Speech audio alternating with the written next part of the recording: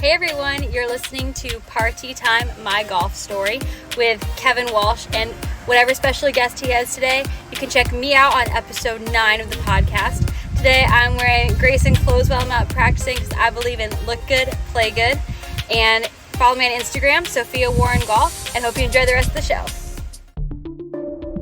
It's Party Time, My Golf Story, brought to you by Party Drinks. Classically designed golf drinks for golfers by golfers. And the golf real estate pros Gene Walsh and Vince Vizzacaro. For your Southwest Florida real estate needs, check them out at suncoastdreams.com. Now here's your host, Kevin Walsh. Hey, what's going on? Welcome to the program. Before we get into the details of it, by the way, that young lady that you see at the top of every Party Time, My Golf Story, Sophia Warren, I played golf with her today. It is Thursday, November 13th at the time of this recording, and I was just going out to play 9 holes late, and guess who rolled up? None other than Sophia. What a great day. What a great gal.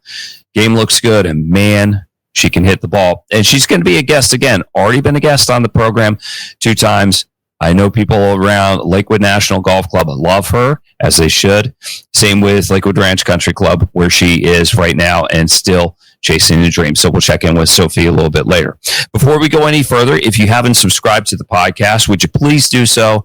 I tell you that every time, and there's a reason why I do it. Because there are algorithms with YouTube, with Spotify, and also with Apple, and it makes a big difference with the algorithms where you get placed, and it also makes a big difference to our sponsors, which include Party Drinks. If you're looking for a drink alternative on the golf course and you're tired of beer and you're tired of crappy hard seltzers or whatever it is that you're drinking, then go with the best, folks. Try a Party, made for golfers, by golfers, with the finest spirits in there. Massive head start on the competition. Now, if you don't have it at the golf course where you play, get in touch with the professional staff or the beverage staff and say, we got to get Party here. Get in contact with Paradise Craft Distributors, the exclusive distributor of Party across the state of Florida. If golf real estate is in your future plans, and by the way, it's a great time to buy. There's a lot of inventory around Lakewood National Golf Club, where this podcast originates from. Good deals out there. It's time to pull the trigger, folks. And there's nobody better to help you out than the golf real estate pros than Vince Vizzacaro, Gene Walsh, and Samantha Walsh from SuncoastDreams.com, a division of fine properties in the greater Sarasota area. And if all that golf and all that shopping for real estate has got you worn out and you just need a day to yourself, a me day at the spa, go to BioLit Spa in downtown Sarasota. They got you covered. All right, Stephen Arnold is our guest here. Stephen is a golf professional at Longbow Key Club and also Red Sky Golf Club in Colorado. Been trying to get you on for a long time. Now's our time. Stephen, how's it going, my man? Good, thank you, Kevin. Thanks for having me on. I'm glad we can make this work. Tell me where you're joining us from. Where's home for you now? Because I know you're in 2 different places. I just want to know the backstory. So I split my year 8 months down in Sarasota, teaching at Longbow Key Club. I spent the other 4 months out in Colorado at Red Sky Golf Club, which is kind of in the Vail Valley. So I bounce back and forth. Family goes both places, so we are kind of all over the place. This is more home for me. I've been in Florida for 17 years now, 18 years. So Florida is definitely home. I know we've got the Philly connection, which is really home. But Florida is now home, and Colorado is where we go for the summer. That's cool. And you're balancing a young family at the time. So I should have suspected with the Villanova connection, there's a Philly connection. But where exactly did you grow up? What's the hometown? Take me there. So I grew up in Langhorne, Bucks County. I played at Yardley Country Club growing up, went into Chamonix High School. So I think you've had Christian Bartolacci on here. He and I are both in the Hall of Fame class there at Chamonix for the golf team. Grew up there. I went to East Tennessee State, played golf there for 2 years, then transferred to Villanova, did my last 2 there, and graduated from Villanova. Oh, cool. Okay, so Bucks County kid. I grew up in Montgomery County. I went to Abington High School. And you're right, Christian, by the way, commissioner of the West Florida Golf Tour, was our very first guest on Party Time, My Golf Story.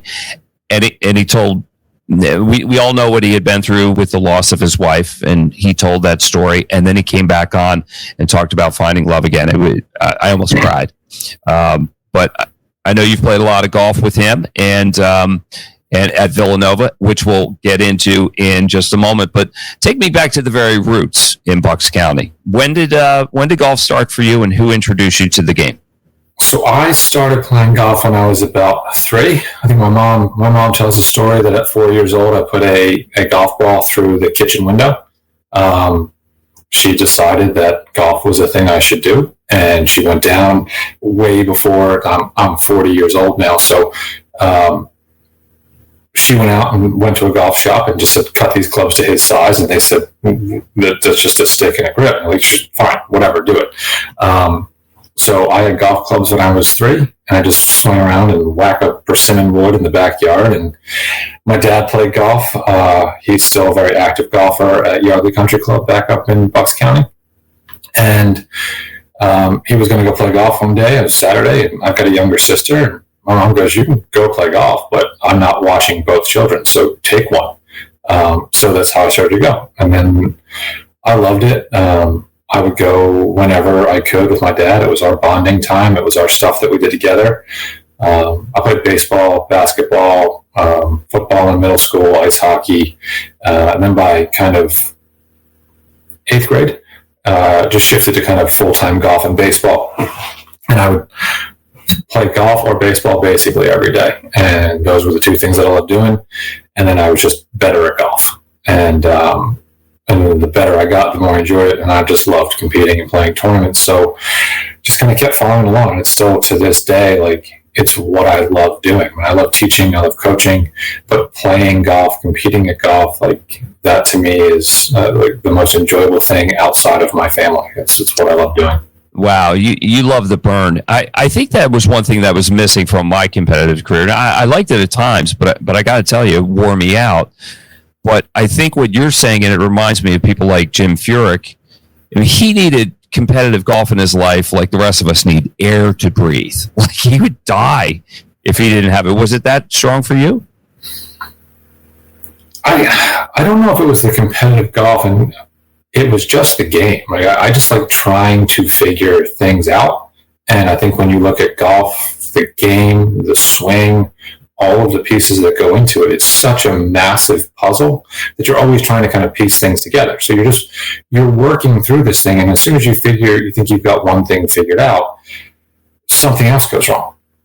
So it's this constant battle of trying to improve, managing expectations, and then to me, the reason why I like competitive golf and why I've always enjoyed it is that was the test, right? So like some people don't like tests in school. I actually enjoy tests. Tests were the chance to prove you knew what you were doing, right? So when I looked at golf, it's, okay, well, I'm practicing, I'm working, I'm trying to do these things. Let me see how much pressure I can do these things under, right? Like, playing golf by yourself is an unbelievably good experience. To me, it's one of the more cathartic things that I will do for myself when I get the chance. But there's no pressure there. It's enjoyment, it's pleasure. The more pressure you can create, the more you can see if what you've worked on, you actually own it, right? And if it doesn't, where does it break down? When does it break down? Why does it break down? And then try and piece those things back together. So to me, the process of it was always the enjoyment, right? The competition was just the best test that I could find to try and see how things worked. Yeah, and when you're in the heat of competition, though, you will know if your work has paid off. But for some, like, translating it, just sometimes nerves just get the best of you. We'll probably save that conversation for a later time. Stephen Arnold is our guest here on Party Time, My Golf Story. He is a golf professional at Longbow Key Club in Sarasota and also Red Sky Golf Club in the Vail, Colorado area. So going to Villanova, you mentioned you were at East Tennessee State beforehand. What was the decision to go to East Tennessee State first and then to Villanova? So I was originally planning on going to Villanova. Like I said, I played baseball and golf, and I didn't play a really highly competitive schedule like some juniors did. So I didn't have a ton of USM or US juniors. I didn't have a ton of AJGA experience. I just played what was close to me. I played what was around me. I played high school golf. and I did well, but I didn't do it at the national level much. Just to do a lot of it. But Villanova, kind of as you know, doesn't have scholarships, so there was no signing a letter of intent. There was no commitment letter. I was just in the school when I was going to go, and I was going to be on the golf team. But I went to a tournament, and it was in Bermuda over Easter, and I played really nicely. And the coach from East Tennessee State was there. He saw me play and came up to me and said, we have lost one of our recruits, and I would like to offer you a partial scholarship to come down to the team. And at that point in time, East Tennessee State was a top 25 program. They had an unbelievable facility. They had just finished building an amazing practice center. I knew absolutely nothing about it. I didn't know it existed. I knew nothing about Tennessee. But then I looked them up and I thought, these guys are really good and they want me to play golf with them. So yeah, I'm going to go there. So I went there. I went there for 2 years. You were asking earlier about a story. When you want to know why I transferred, it's a good one. But then after 2 years, I transferred and went back to Villanova. And I enjoyed my time there. It was very different, but it was nice being back home. The competition level changed. A whole bunch of stuff changed, but both of those experiences were very good for me, both from a playing side and from a coaching side. Now there was a lot of lessons in both of them. Well, you saw some good basketball when you were there, no doubt about that. Any Jay Wright stories for me? I tell one Jay Wright story, and it is, I thought it was the most impressive thing that I've ever seen from somebody in his position. Golf team at Villanova was okay at best. We didn't have scholarships. Most of the kids on the golf team priority was school. Golf was the thing that they did. I was a little different in that, where I cared way more about golf, and my goal was to try and play after college. But we were fine. We were middle of the pack in the Big East, not ranked particularly high. So we're getting ready to go to Big East championships. They were down in Lake Jovita in Dade City. And we have some ungodly early flight out of Philly, and we're getting in the van outside of the pavilion. It's 3:30 in the morning, and everyone's groggy. We're standing around, and out walks Jay Wright with his Villanova jumpsuit on, tracksuit on, cup of coffee in his hand, and he just walks out and goes, "Guys, we're really proud of you guys. We can't wish you enough luck. Go play well, represent the school well. We're really proud of you." And honestly, we didn't deserve that level of attention. Like we were just part of the school, but he cared so deeply about the school, the program, all of it. And then just to do that, to come out to see us at 3:30 in the morning, the basketball team was probably a top 5 team in the country, was just a remarkable kind of show of class from somebody in his position. And it meant the world to us. So it was very, very cool of him. And I've always thought the world of him as a coach, as a leader. He is phenomenal. Great when we were there. It kind of reminds me, like when I ask people about Jay Wright's stories, I think the one thing it always comes back to is he has something really cool to say. He just oozes coolness. It almost kind of reminds me of Arnold Palmer. Like to meet him, he makes you feel like you're somebody and you're important. And I guess that's how he made you guys feel. Like in the end, right? Like, wow, that was something. Yeah, he really was. Like he made you feel like you matter. He made you feel like he cared about you. He made you feel like he was really invested in what you were doing. And if you can do that as a coach and your players and the people around you buy into that, you're going to get better effort. You're going to get better work. But for him, it was so sincere and so genuine that I think he deeply meant it. And it just sets a standard around you. And it makes you want to be around that, and what makes you want to work and be better. Yeah, no question about it. And Arnold was the same way. When he asked you questions about yourself, he really wanted to know how things were going. He made you feel like a somebody. I know that because I've met Jay before a couple times, interviewed him before. He just always made me feel like I had his full attention, and that what the stupid questions I was asking him actually had some importance to him, even though they didn't. But he never big timed me as big time as he was. I mean, what a guy. I mean, the college game misses him greatly. So does Villanova basketball, by the way, if we want to get into it. Little fun. at Villanova. Ever been to Kelly's on Lancaster Avenue? I've been. Yep. Halloween. Yep. I've been. Have you been thrown out of it? I've been. I have left of my own accord. Maybe not doing well when leaving, but I have been there and I have left there. Yes, all on my own accord. That's good. Well, hey, look, for those that are not in the know, that is the place to go in Villanova. And I've been there before, and some family members and friends of mine, they've all been kicked out, and they're very proud of it. I have not been kicked. I've been kicked out of other places too, but I'm assuming you know all of the boys at Overbrook, your Chris Langs and all those guys. Oh my God, are you kidding me? I mean, what? Yeah.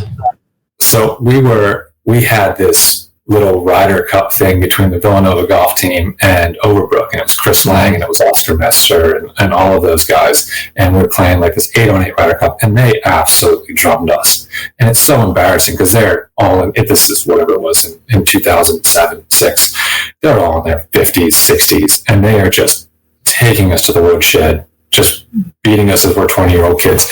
And then afterwards, they just regaled us with stories about their time at that age and the stuff that they did.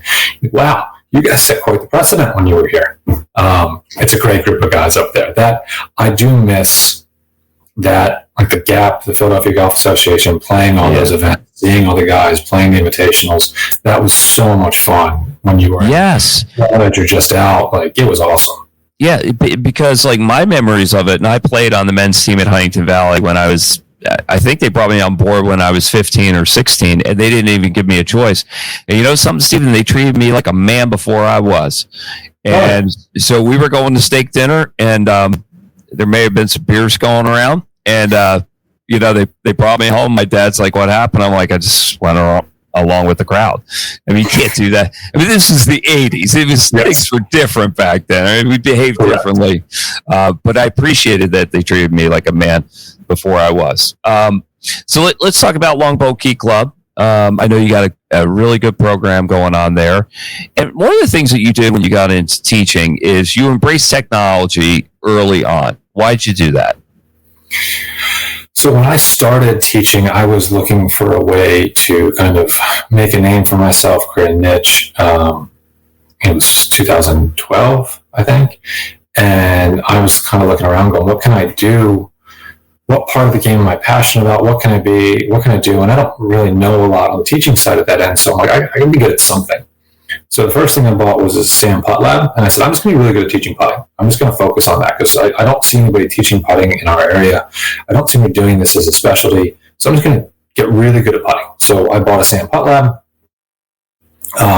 learned everything I could about it, learned everything I could technically about the stroke. And then as I went through my career, the technology for me just kind of lends a balance. Like it shouldn't be used for everything. But at the same time, if you can get away from guessing and you can measure early, you can avoid going down the wrong road. If you start down the wrong road, you can catch it quickly. Technology just allows you the ability to get where you need to go faster.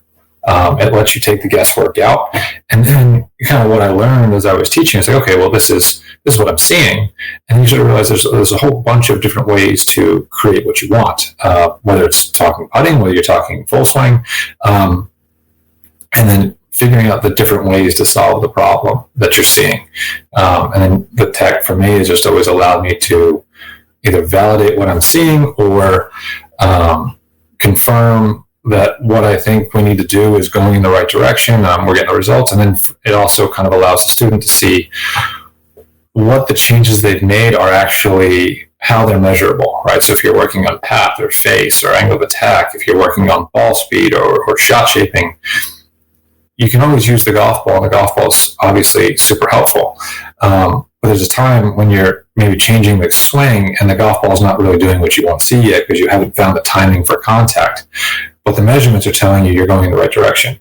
And I think that is where you can start to say to a student, like, look, I know we haven't found the contact or we haven't found the timing of this yet, but you're starting to shift the swing in the way we need to see it, so that when we find the contact with this, you're going to produce the shot you want. So it can help with buy-in. It can help students get through that struggle whenever you're making a change of saying, okay, I see where this is going. This makes sense to me. Because I think if it makes sense, if you understand it, like, okay, if I can get this, this is what it'll create. This is what I get to see. This is why I'm doing it. Now it creates that buy-in that allows you to kind of stay on track and not get overly discouraged too quickly, and before you get a chance to kind of implement the feels and create the patterns that you're looking for. Love that. And buy-in is so important, because if people don't buy in, it doesn't matter.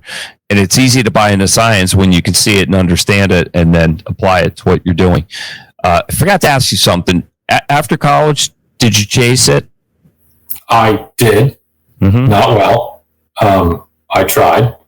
I turned pro at a very, very bad time.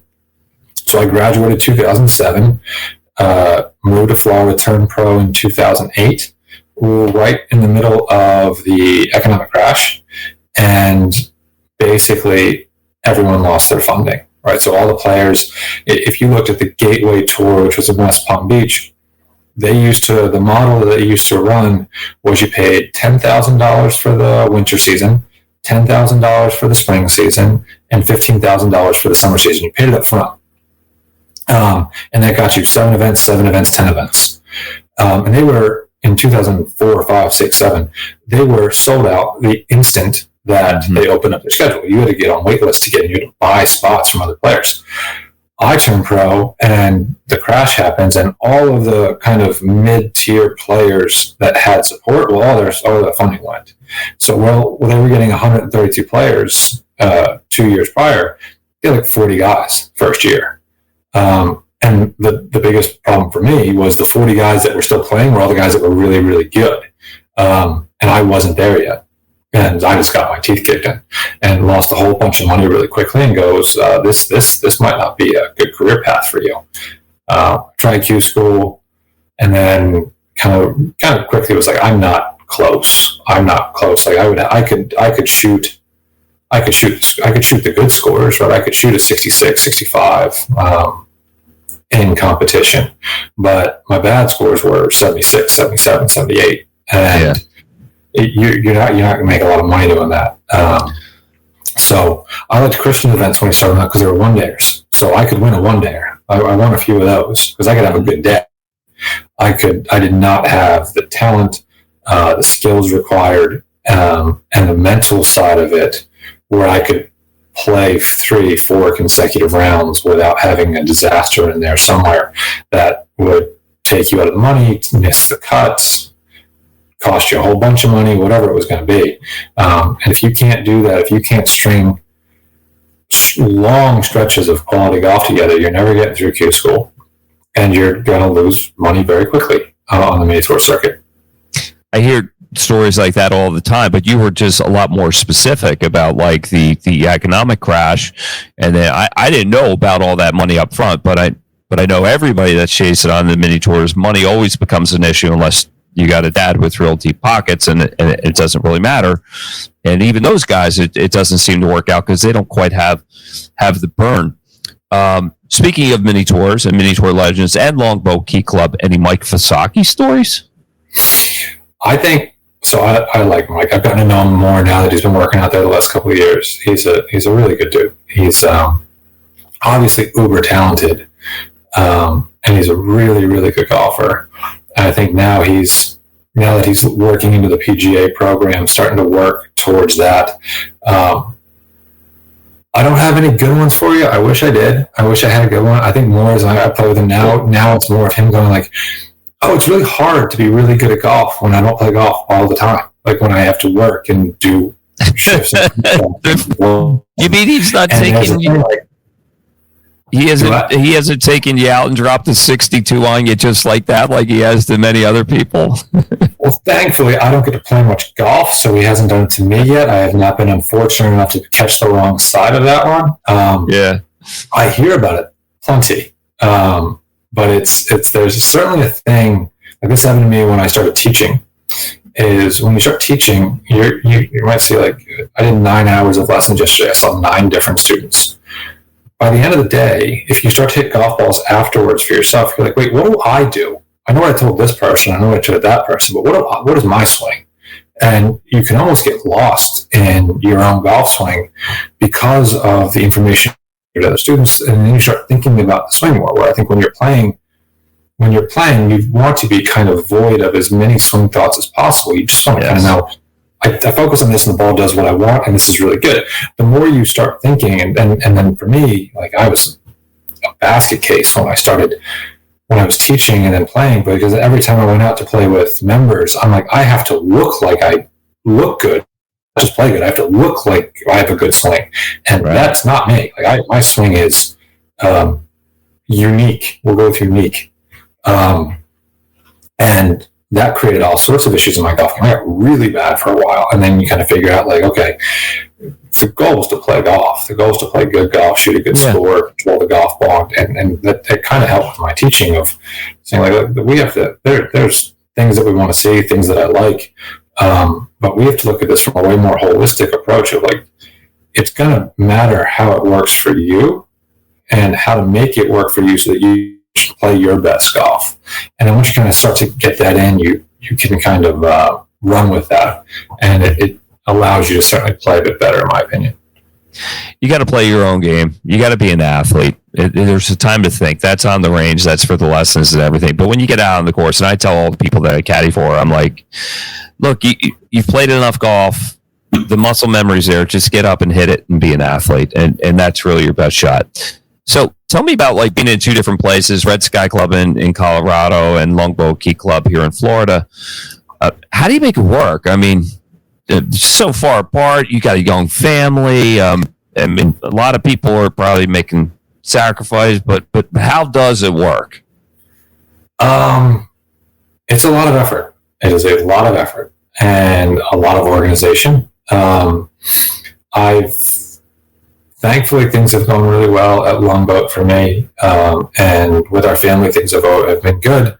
And when the job opportunity presented itself at Red Sky, and I applied and interviewed and got the position, my wife and I just talked, and I said, we're just going to figure this out. Like, it's too good an opportunity.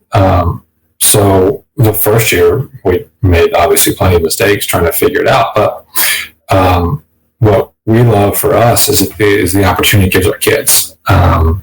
So we get to spend 4 months out of the year in the mountains. We spend 8 months of the year down here and at the beach.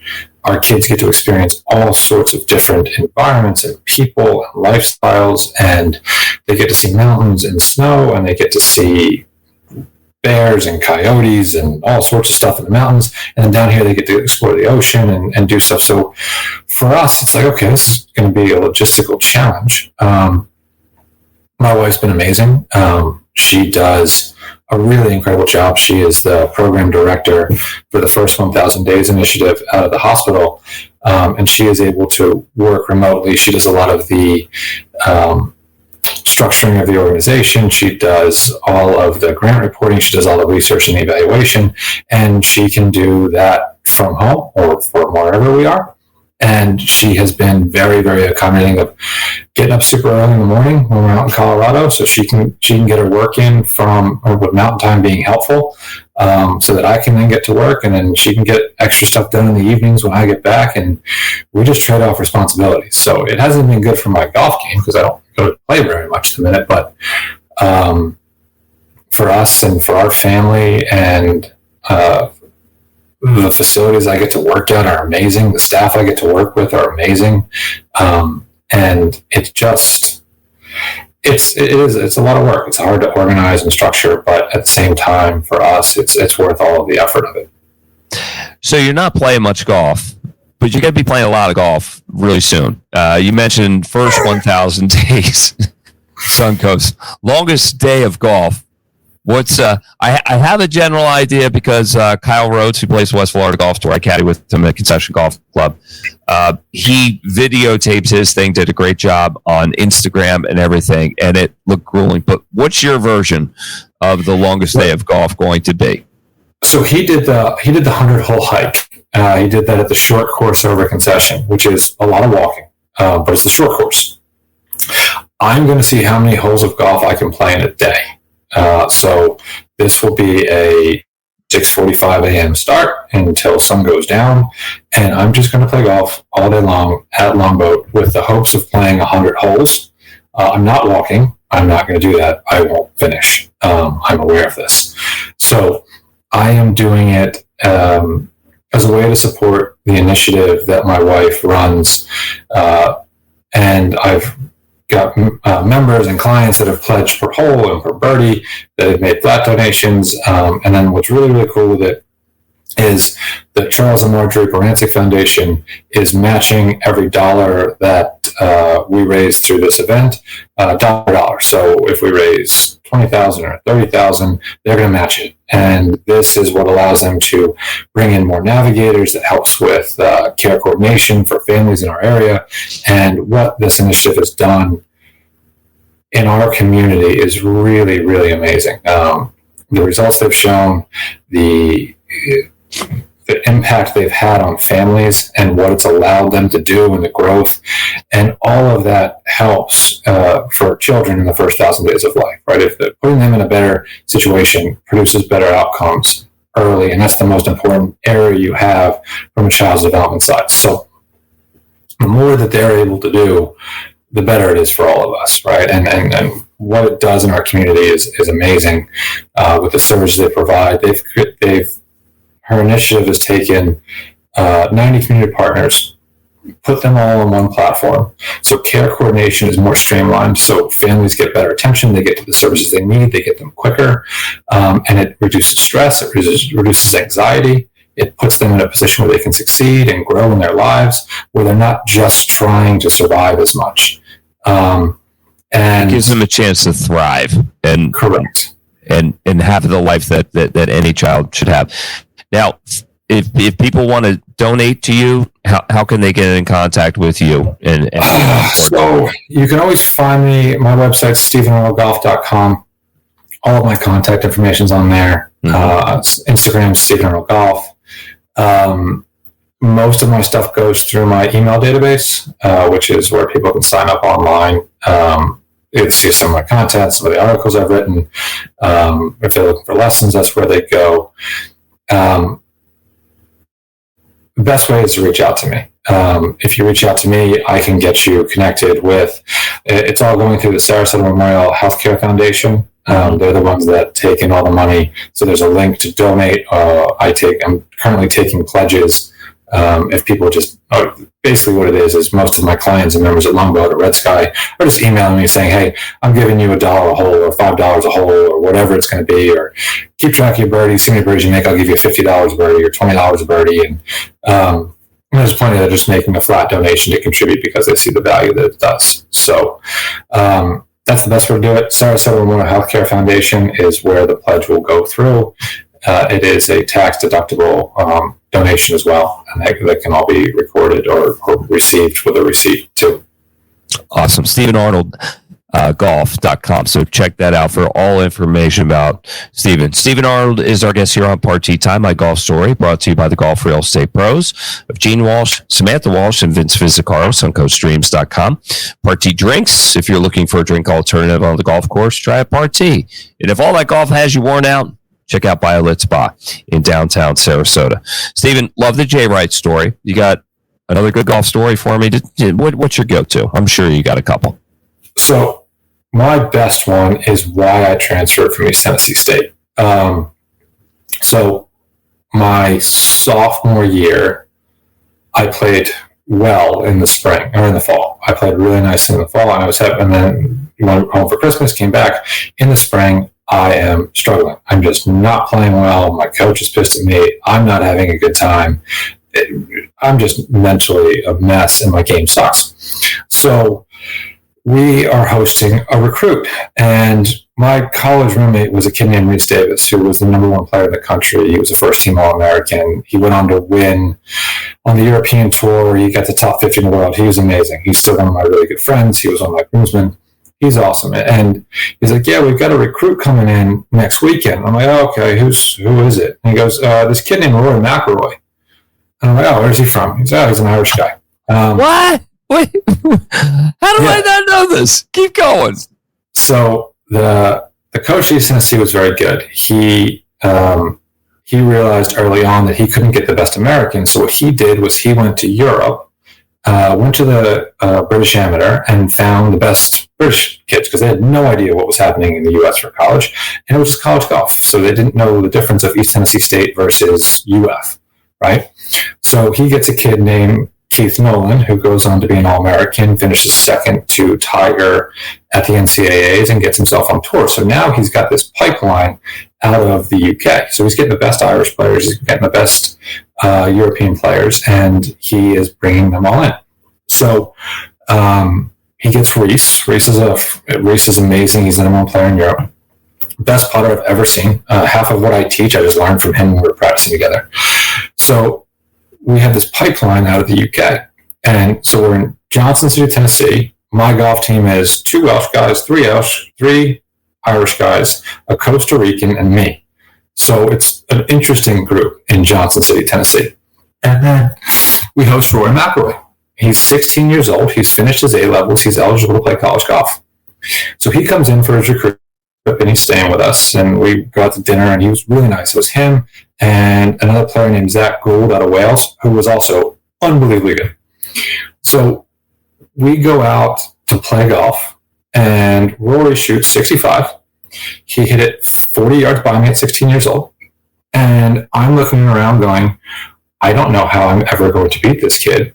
I'm demoralized, and he's 16 and I'm 19 or 20 at the time, and I'm struggling. And Rory signs his letter of intent. Rory signs a letter of intent with East Tennessee State. He's coming next year. So is Zach Gould. And I'm looking around going, all right, well, we've got Reese at number 1. We've got Kean and Gareth, who are 2 great young freshmen out of Ireland. I just saw Rory play golf, and I can't beat him. And we've got Zach Gould. And my coach and I hadn't really been getting along, and I was struggling. And I'm just like, you know what? This is me done. I'm done here. I'm not getting better. I feel like I'm getting worse, and I'm definitely not playing. So I'm kind of looked at it and went, Villanova sounds really appealing right now. It's going to be a better education. It's going to be a better degree. I'm going to play on the golf team, and I can kind of focus on me. And I transferred and went back.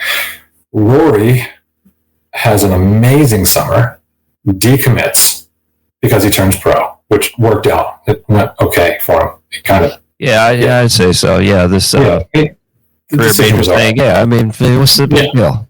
I mean, he could have gone to East Tennessee State. It would have been a great experience for him. It could have gotten even better. Zach becomes ineligible for something academically. So I've left. Now they're struggling to field a team. Well, they bring in Seamus Power, who went to taking Rory's spot. So Seamus Power played golf in the U.S. because of Rory McIlroy and me. So I've got a nice connection to pro players out of Ireland. But then the Villanova thing worked out really well because I went back. My swing coach was up there. I found us. I don't know do you know Dom DeJulia out of? Of course. Yeah. Jericho National, right? Dom is an amazing instructor. And I started to work with him when I went back after my sophomore year. And he was amazing. And he changed my golf game. Changed the way I looked at the game, changed the way I looked at the swing, he just completely transformed me as a player. And I went on to win at Villanova. I won the Big Five when it was at cricket, wound up going on to be an all-region selection, all Big East, and won the Patterson Cup and the Silver Cross in Philly.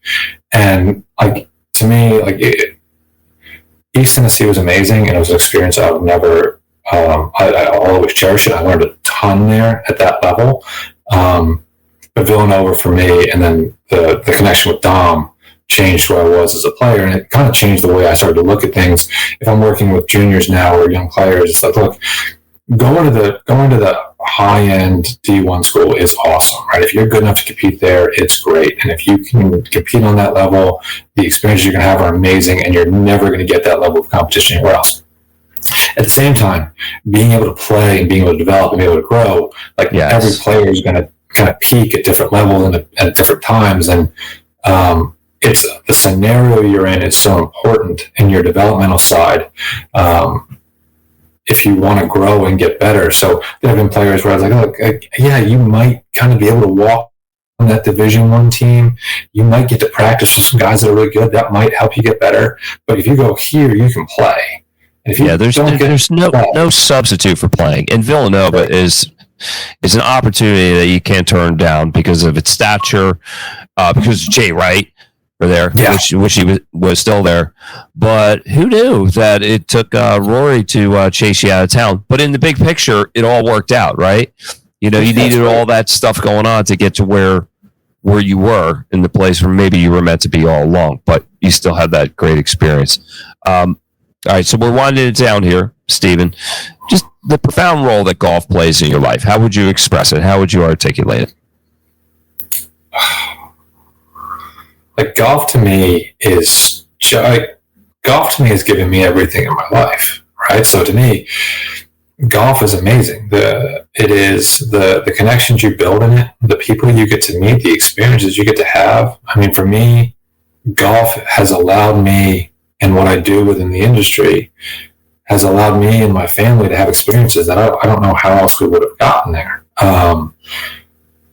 It's just a game that brings so much to so many different people and so many different levels, right? And I talk to students about this all the time because at Longboat I tend to get a lot of newer golfers getting into the game at an older age, and but the game's there to make you happy. It's there for your enjoyment. Whatever that's going to be is fine, right? So if your goal is just to get out, see friends, hit the ball, move around, as long as you can do it at a reasonable pace and you're enjoying it, like that's great. That's awesome. If you want to do it competitively, if you want to see how good you can get, there's so many different ways that golf can be enjoyable. And there's so much that it gives you. And I'm so fortunate, like,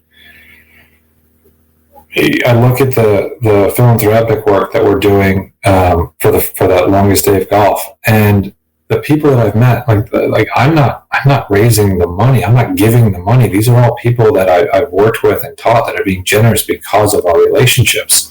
It's an amazing thing to see how that can kind of, how the relationships you can build within the game can kind of manifest themselves in so many different arenas and avenues, and what it can give. And for me, like the things that I really, really care about are that the people that I'm working with are getting what they want out of it, that they're getting enjoyment. I love watching the improvement of players. I love watching players learn and grow and see how they're improving. And then it gives me the stuff that it's given for me with my dad, with my mom, the experiences it's created. Like to me, it's just an amazing game, and it can be amazing at so many different levels. It's a vehicle for entertainment and fun, but for relationships and lasting relationships. And now you got the kids involved. I know they're real low. Hey, just one more real quick. When Roy came on his recruiting trip, I mean, did you guys have some fun? I'm fairly positive it was the first time Rory had really ever been away from his parents, and we went out to dinner, and he's 16 years old. I mean, yeah, he had a couple of beers, but he was this kind of pudgy little, like 5'6", 5'8", maybe, kind of a little bit of acne, kind of chunky looking, didn't look like much. And then you watch him at golf and you're like, oh my God, what was that? Sounds like the Tiger stories. Yeah, like first time you see him hit a ball, you're like, oh no. The golf course we used to play in at East Tennessee was a golf course. It's changed names now, but it used to be called the Ridges.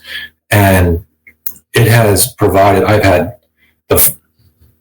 I was with Rory, first hole is an iron hole tee shot, it's a positional hole. Next hole is the same thing, it's kind of a positional hole tee shot. The third hole is a par 3. And then the fourth hole is this downhill, dog leg, right to left, par 5, where you can just send driver.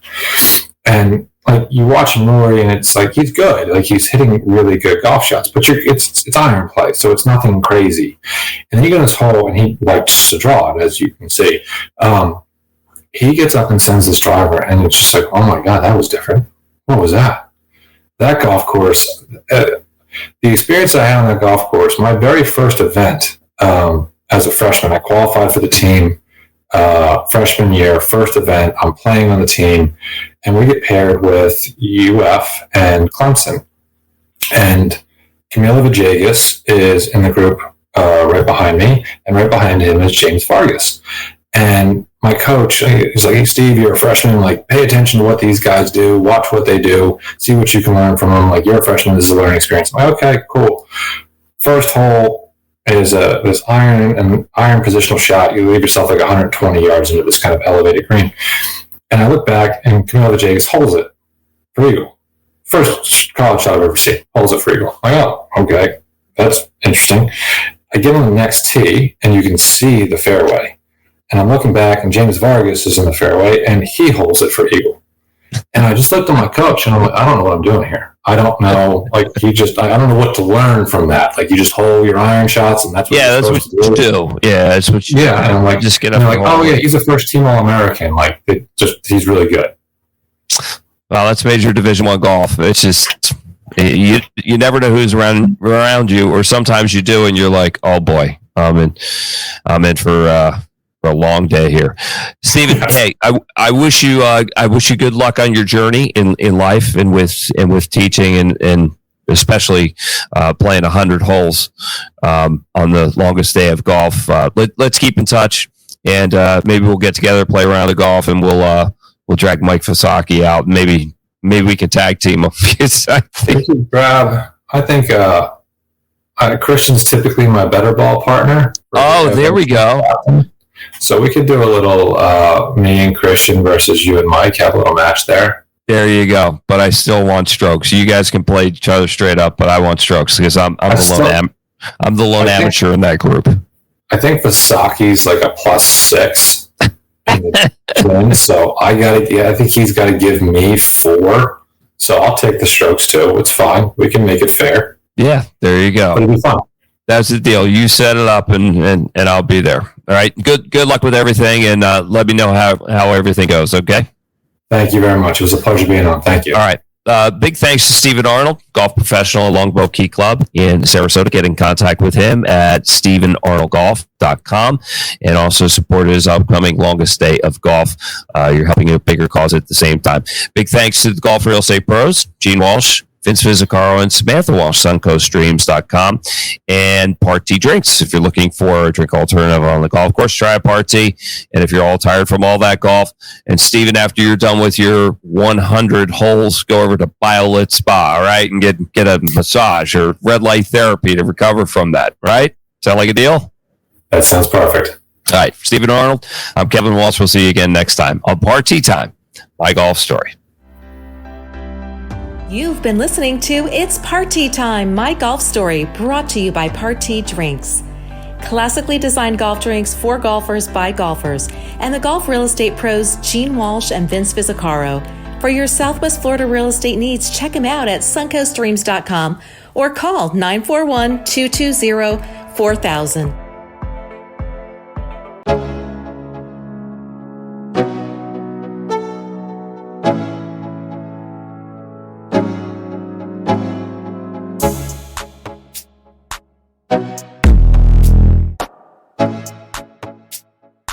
You